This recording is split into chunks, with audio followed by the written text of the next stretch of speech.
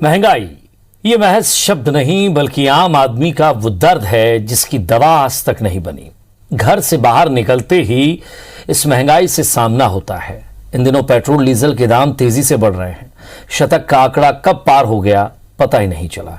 महामारी के इस दौर में महंगाई की मार ने आम आदमी की कमर तोड़ दी है।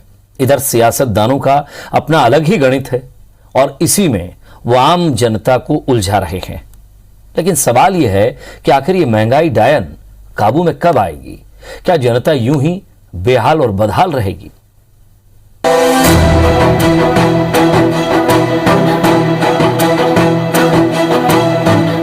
महामारी के इस दौर में महंगाई की मार भी जारी है। कोरोना से थोड़ा संभले ही थे कि महंगाई डायन ने जकड़ लिया है। पेट्रोल डीजल के दाम इतने बढ़ गए हैं कि आम आदमी की पहुंच से दूर होते दिख रहे हैं। पेट्रोल ने ऐसा शतक मारा कि बड़े बड़े बल्लेबाज भी क्या मारते होंगे।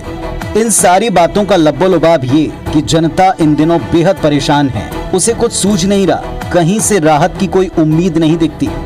सबसे पहले आपको बालाघाट लिए चलते हैं, जहां के लोगों का आजकल बॉर्डर पर छत्तीसगढ़ जाना कुछ ज्यादा ही हो गया है। वजह है पेट्रोल, क्योंकि बॉर्डर पर उस पार पेट्रोल के दाम कम हैं। बालाघाट के लोग 1 लीटर पेट्रोल के लिए 107 रुपए से ज्यादा दे रहे हैं, लेकिन छत्तीसगढ़ में वही पेट्रोल 95 रुपए 60 पैसे में मिल रहा है, यानी प्रति लीटर 12 रुपए का लाभ।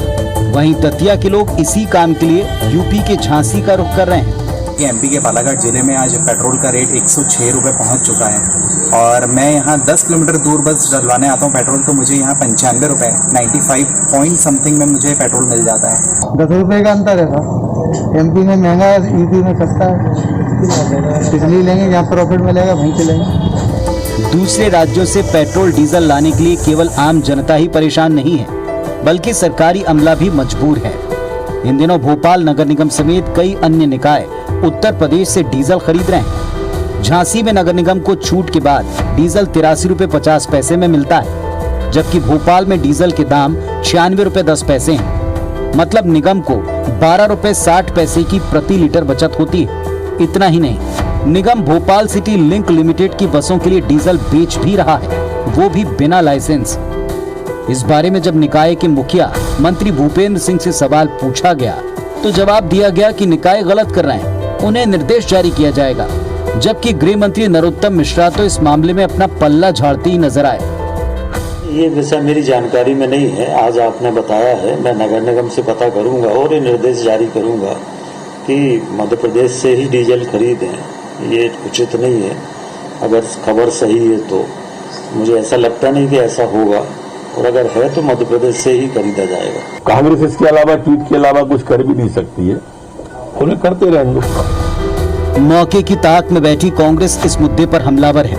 पूर्व मंत्री पीसी शर्मा ने कहा कि सरकार भले पूरी कमाई डीजल पेट्रोल से कर रही हो, लेकिन सरकारी विभाग खुद टैक्स का फायदा लेने के लिए यूपी तक जा रहे हैं। ये सरकार केवल चाहे मध्य प्रदेश की हो या दिल्ली की, केवल डीजल पेट्रोल से ही अपनी कमाई कर रही है। सरकारी नगरीय निकाय तो उत्तर प्रदेश से डीजल पेट्रोल ला रहे हैं और टैक्स का फायदा उत्तर प्रदेश को दे रहे हैं, जैसे विकास माओ, और मध्य प्रदेश की जनता पिस रही है, वो यही खरीद रही है। वैसे इनकी बात भी सही है। सबसे हैरान करने वाला बयान वित्त मंत्री जगदीश देवड़ा की तरफ से आया। उन्होंने सरकार की मजबूरी का हवाला देते हुए क्या कहा, आप खुद ही सुन लीजिए।